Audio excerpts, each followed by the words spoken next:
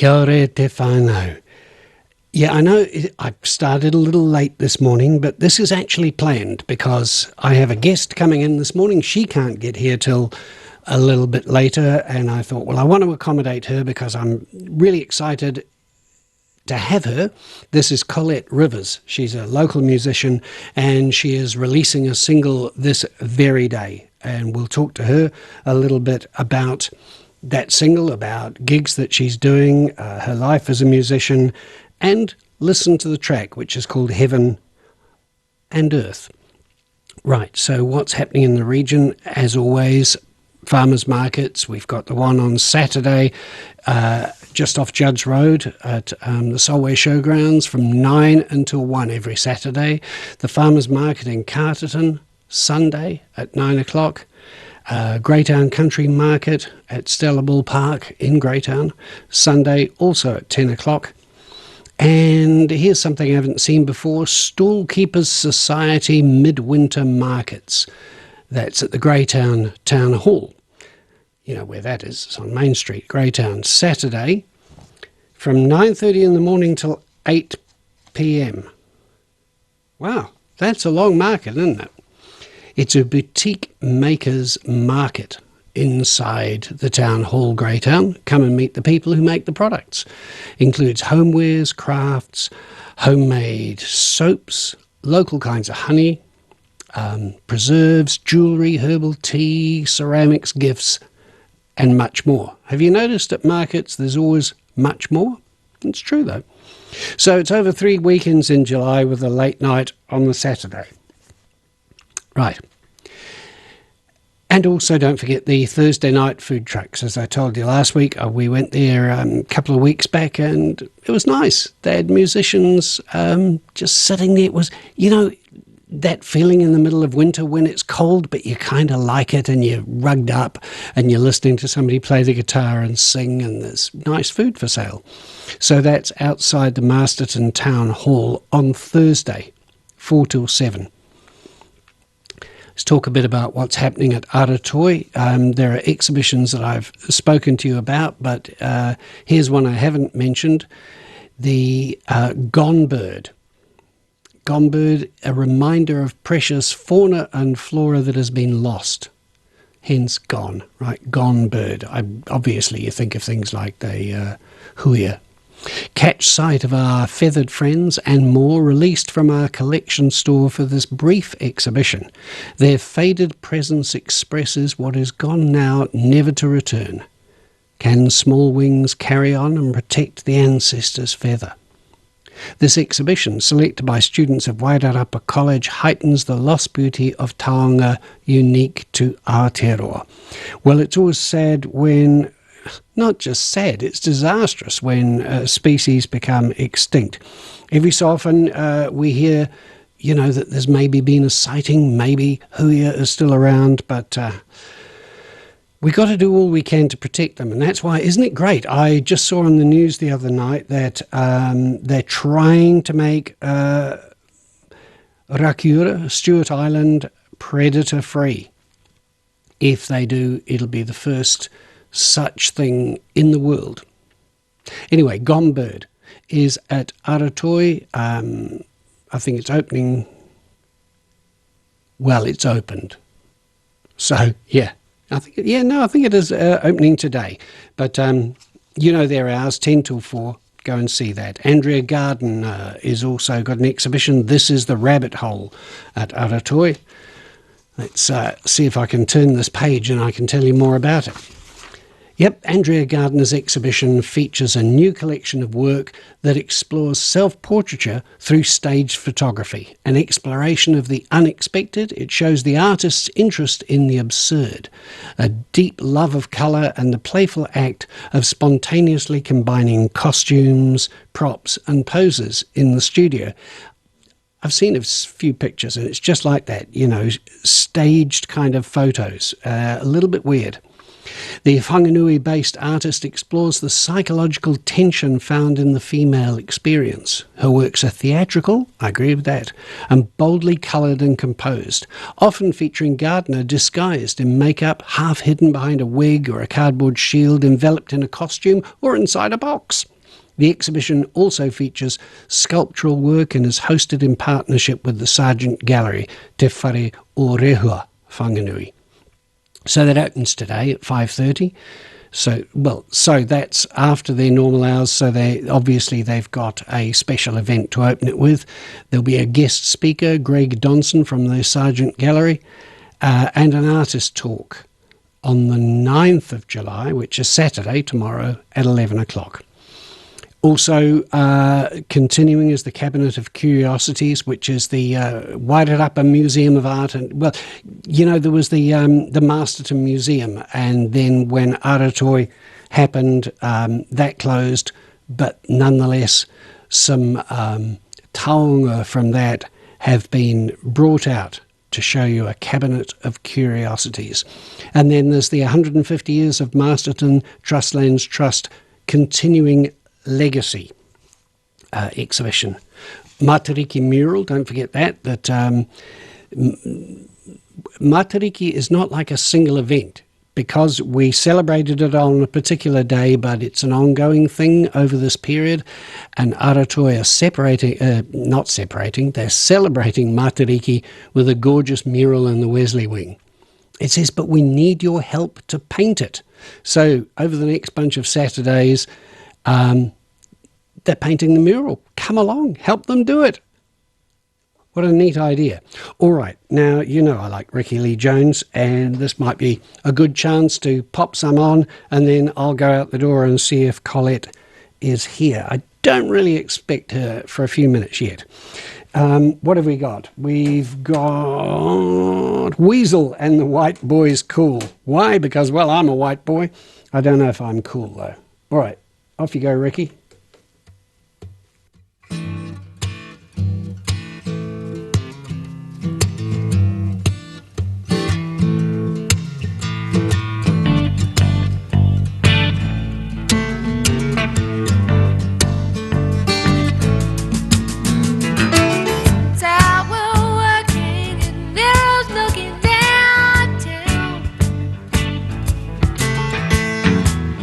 Selling articles of Congress to these people downtown. He wore a pretty sleeve when I met him. A weasel in a poor boy's wool. A weasel in a poor boy's wool. A weasel in a poor boy's wool. Just like a weasel, yeah. I live in a black minor penny in New Jersey. Buys his meat from home next door. He wants it rare, but he gets it well. A weasel on a short or a long. A weasel on a short or a long. A weasel on a short water like a bee. Yeah. So Sal, say goodbye to your mom and your dad. Sal, say goodbye to the ballroom. Sal, say goodbye to your buddies and your pals, Angela, Perry, and Mario.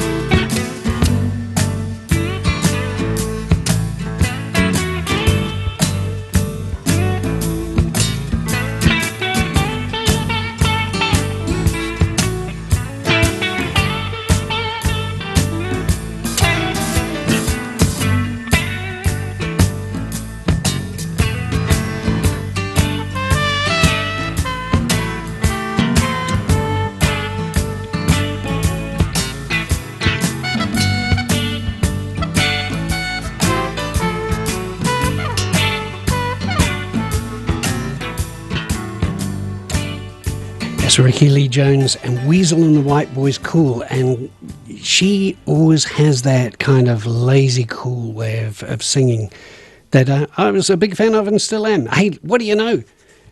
I promised you Colette, and she's here. Pull up a microphone and a chair, Colette. Hi.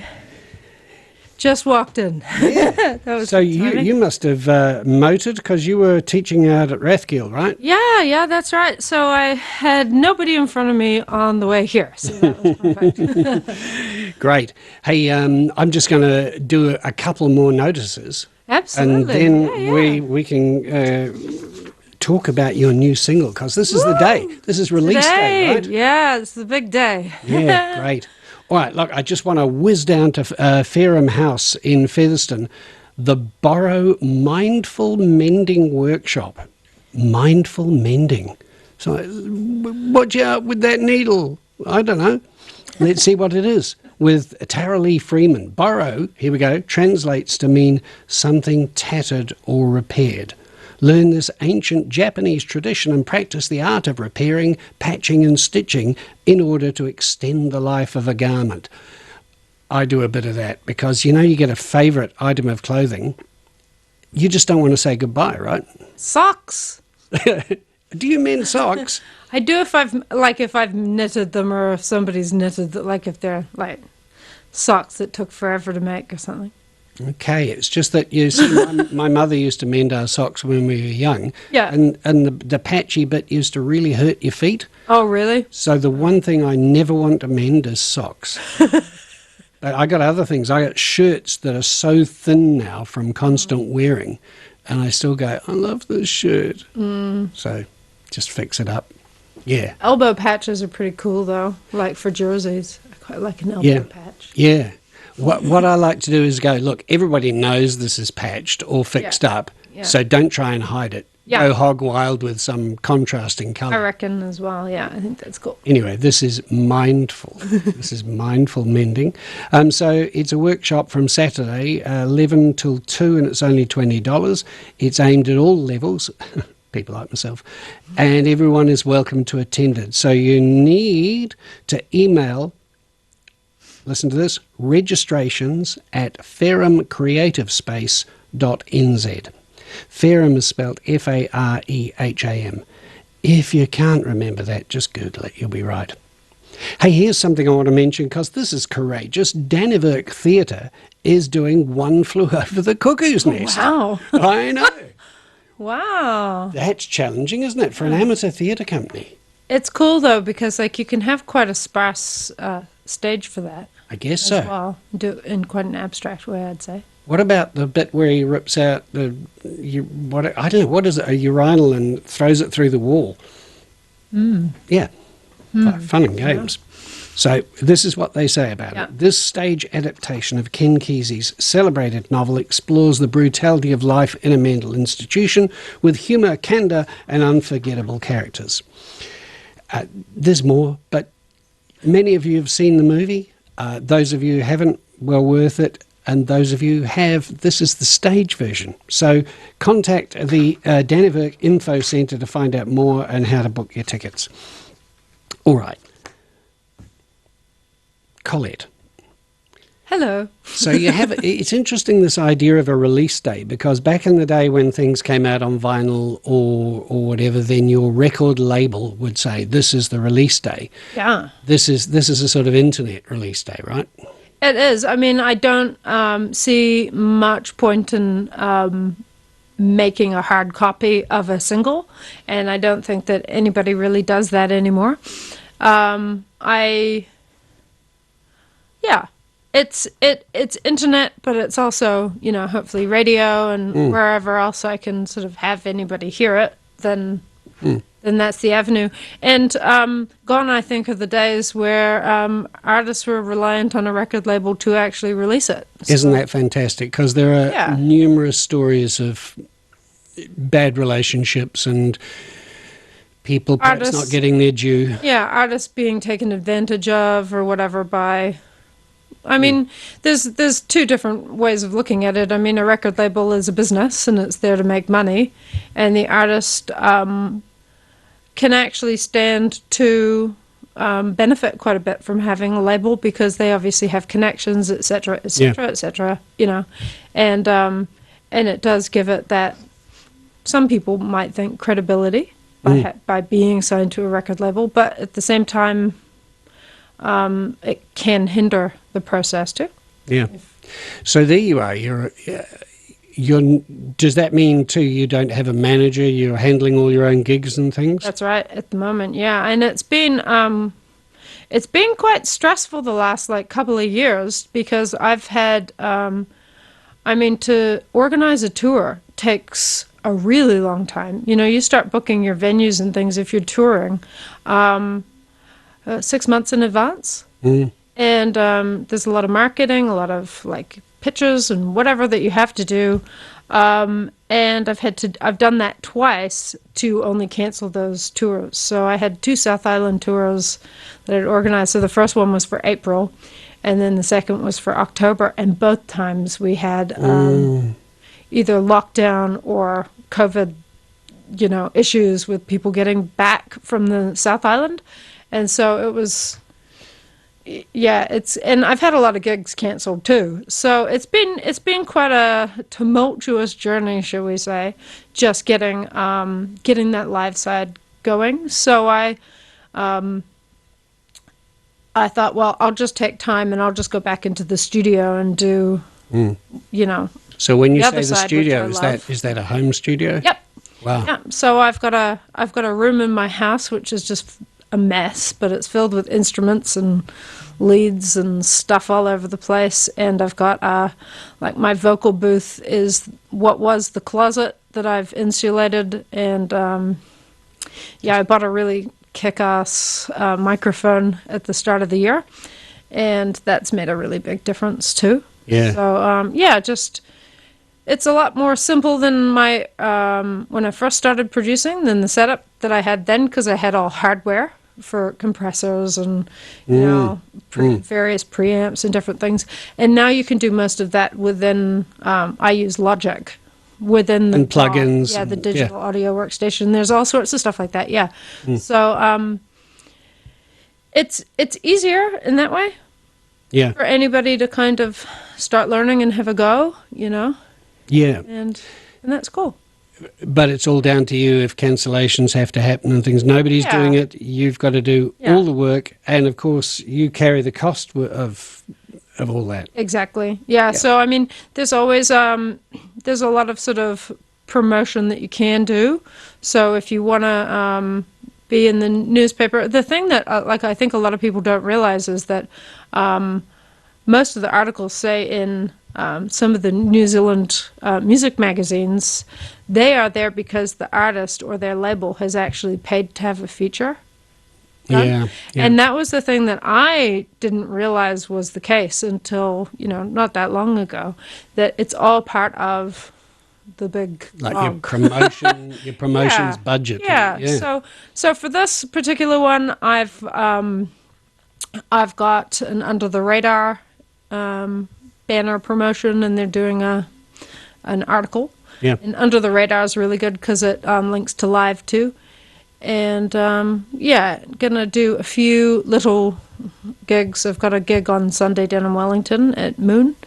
And just a few things like that. Have a new live setup where it's myself and another girl who plays piano and sings harmonies.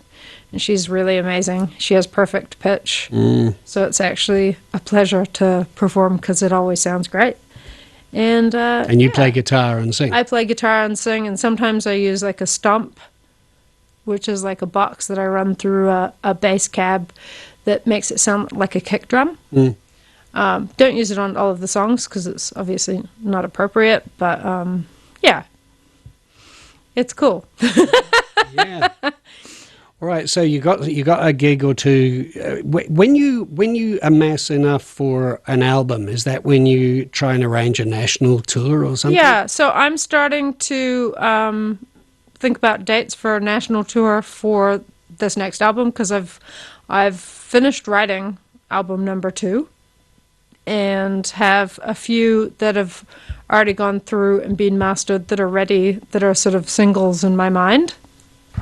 And I want to. I've got a local drummer who most people know, so I can name drop him, as Jordan Treadray. Oh, And Jordan's good.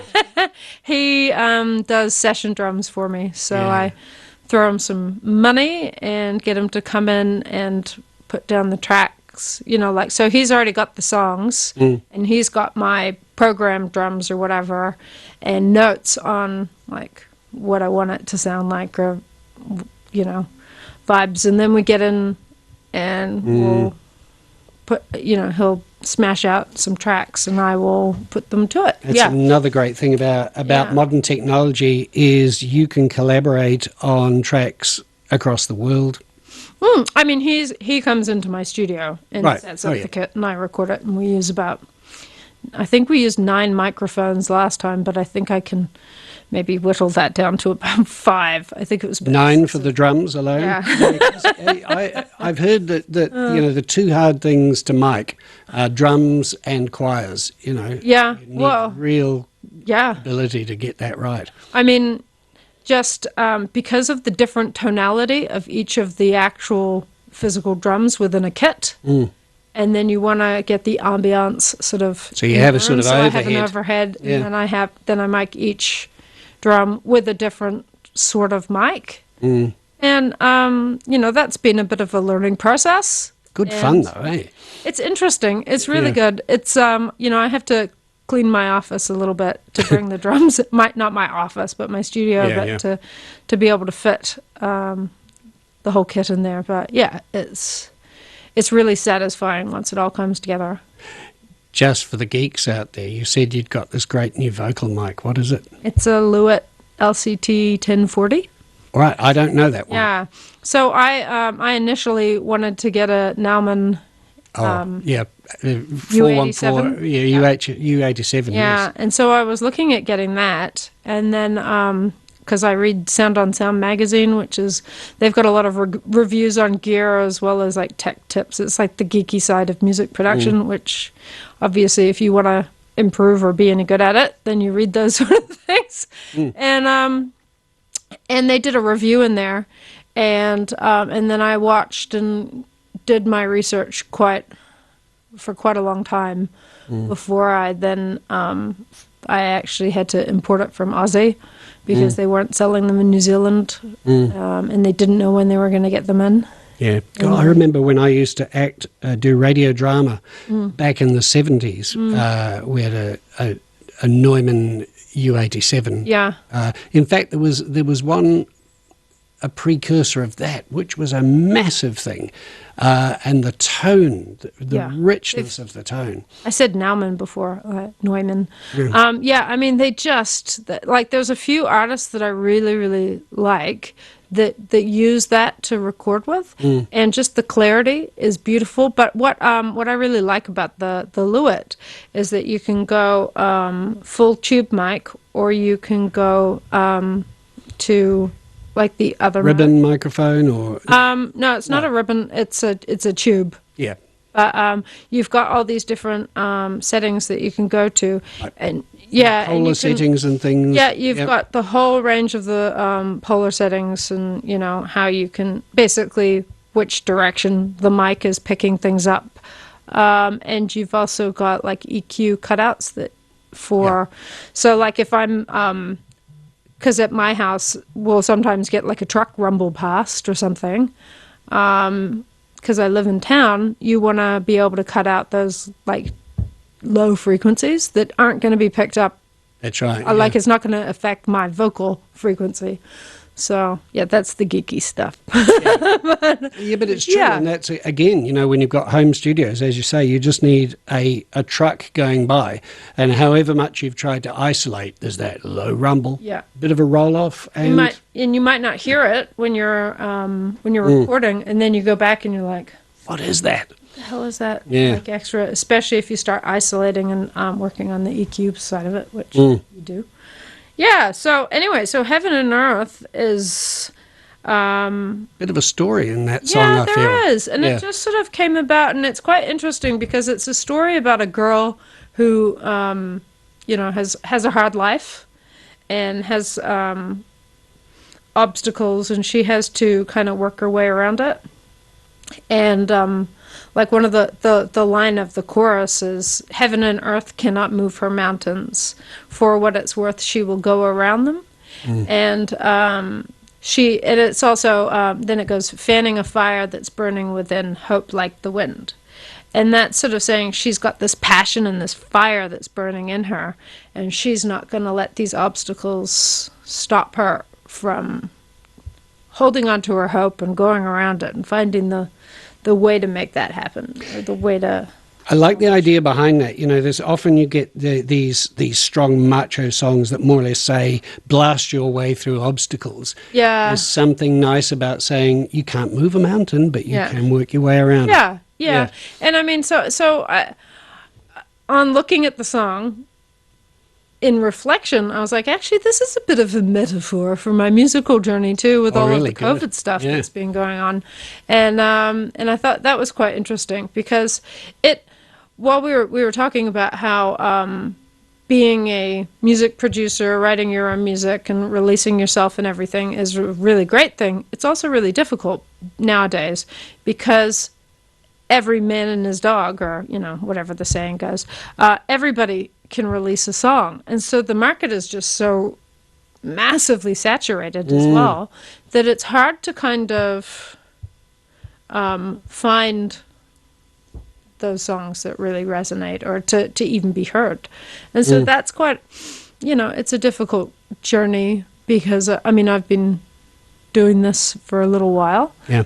And and you just have to keep working at it, and it's just one of those things that doesn't fall in your lap. You might hear the stories from those that make it big really quickly, but I think that is very much the exception to the rule. And there are so many factors. Yeah. You've got to have the talent, obviously. But then there's luck and all sorts of things, and who you know and all sorts of things. I think Yeah. I always like to remind people that talent is still the baseline thing, because a lot of people go, oh, yeah, they just had a lot of Yeah. luck. And you go, yeah, but listen to them. They can sing, they can play, they've got their chops down, And they can write songs. Like I think there's a subtlety and an art to songwriting that sometimes just happens. You know what I mean? That sometimes there's something that's outside of the how do you write a good song? It's like, I remember I think it was an interview with Tom Petty, and he said that it was almost like an out of body experience writing the music or writing the songs, that he wasn't really even involved in it. Yeah. And he was just trying to stay out of the way of the process. And I mean, it's the same, like I find that's the same, that I'll maybe just have a visual image and maybe have written a little simple riff, and I'll put that on loop and just play that over and over, and I'll start writing the lyrics, and it'll just, the song just kind of comes out. Yeah. It doesn't, like if you overthink it, I think it. Keats It's talked awful. about negative capability, which kind of spawned this idea that the art form was somehow out there and you were just a conduit for it. But Yeah. I have to say that even though that might be how it feels, Yeah. if you don't have the skills, the experience, and the wairua, then it's not going to come to you. Well, and you might not be able to convey it Yeah. how it's supposed to sound or how you want it to sound. Yeah. We should play Heaven and Earth. Oh, that would be fantastic. I Yeah. hope everybody really likes it. Yeah. All right. Well, here it is.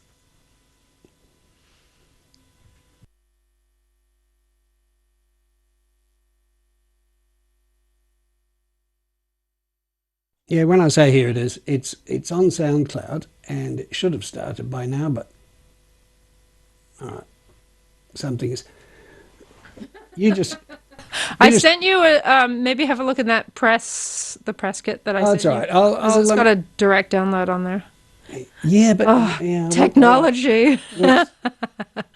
It's sorry. Here we go.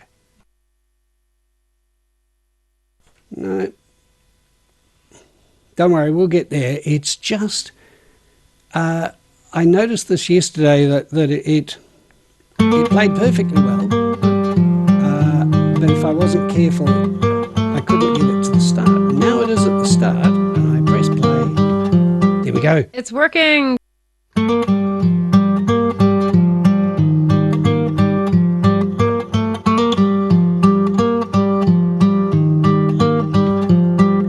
She was a fighter from the get-go. Couldn't deny her deep regret though. Always pursued by the dirt of the past. All that ensued was a love that won't last. Heaven and earth cannot move her mountains. For what it's worth, she will go around them, fanning the fire that is burning within. Hope like the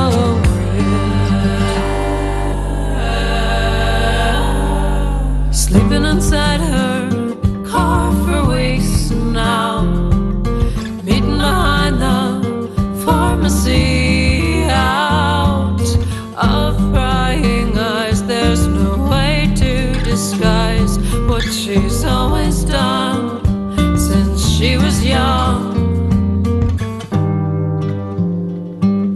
Heaven and earth cannot move her mountains. For what it's worth, she will go around them, fanning the fire that is burning within. Hope like the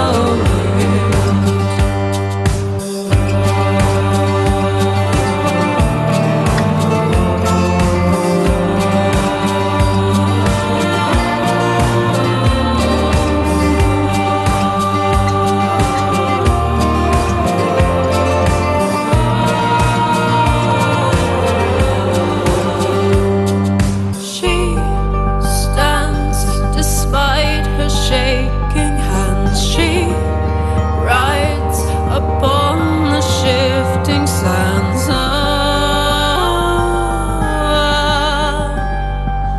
She hides a world of pain inside. She fights against the crashing tide.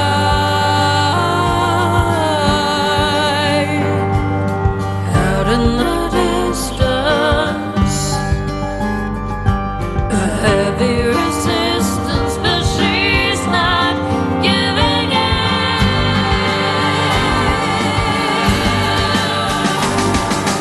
Heaven and earth cannot move her mountains. For what it's worth, she will go around them, fanning the fire that is burning within. Hope like the heaven and earth cannot move her mountains. For what it's worth, she will go around them, fanning the fire that is burning within. Hope like the wind.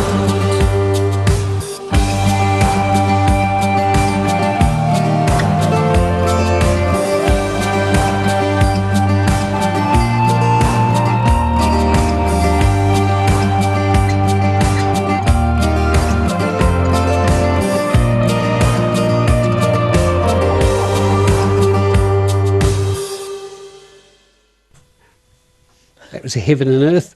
We finally got Heaven and Earth going. Yeah. So, Colette, you've got a dash back, but I have to say, not only a beautiful song with great lyrics, but you. nice production for a home studio. Thank you. Yeah, it's I'm really pleased with how it turned out. And yeah, I just quite like the song. That's good. It's always good if you like your own music, but Yeah. yeah, so thanks for having me. Well, it's been good having you here. You dash away, and I'll just sort of tell people a few more things that are happening in the region. Awesome. Thank you, Great. Michael. Bye, Colette. Yeah. Right, so what else have we got? At the Masterton District Library, it's Box Bonanza. So you can work together to build a mighty what? Well, you fill in the blanks and choose your own adventure. Then it's construction time. So come along, build something special out of a cardboard box or whatever to tell a story. They supply the materials, you bring your favourite words and your imagination. It's suitable for tamariki aged 5+ with a caregiver. And they say get there 15 minutes before the start of the event because late arrivals maybe might be admitted on a case-by-case basis, but best to get there early. But when is it? Monday, this coming Monday at 2 o'clock at the library. Runs from 2 till 3. Box Bonanza. I'm just going to whip through what else have we got. Like, there are lots more events happening in the region than perhaps I always talk about, but I just like to give you a flavour. And then, if you like, get onto the event finder or Destination Wairarapa's website if you want to find out more. Obviously, the whole Greytown Midwinter Festival I featured last week. Still happening, lots of stuff there. There's this big light, Nick's big light at the White Swan. On Friday at 5:30, this is an awesomely huge World War II spotlight, and it's back in action. And it can be seen from around 50 kilometres. Quite a spectacle. Biggest spotlight Greytown Village has ever played. Game of Spotlight, eh? Marvel over the light while joining them for something to eat and drink at the White Swan. Now, those of you who are watching this on television will be thinking, why are we watching a shot of an empty chair? I don't really know. Okay, Featherston Booktown is continuing, and we've got the bookseller at the end of the world at the Greytown Town Hall, Tuesday 6 till 7. An evening of storytelling in conversation with Susan Jane Ryan, Mr. Feather's Den, Oddities and Delights. Ruth will weave together tales of the characters who visit her bookshop, musings about favourite books and fantastic stories from her life, which may include the time she was held up by pirates while sailing the Pacific. True story, I think. So this event's guaranteed to add warmth and joy to your winter evening, a must-see for book lovers, booksellers and fans of Sean Bithell, Diary of a Bookseller. Books for sale, signings, all the rest of that. Don't forget the European-style night markets are continuing. The Great Wairarapa Wine Sale at the White Swan is continuing. The Great Greytown Scavenger Hunt. All right, it's been great being with you, and I'm going to leave it at that. Oh, I should tell you a couple of things about what's on and what's not. What's not on for the next 3 or so weeks is this program, because I'm going to Sydney to see my mokopuna, and really been looking forward to that. Got my second booster injection the other day. I'm ready to go, baby. So no RAM for a few weeks yet. And unfortunately, Tahia will not be with you this morning for kahurangi because her kids are not well and she's not well. This is the trouble with being a parent. Your kids get something, you get something. And well, that's just how it goes. All right. That's it from me. Great to chat with Colette this morning and to spend a bit of time giving you some snippets of what's going on in the region. See you again.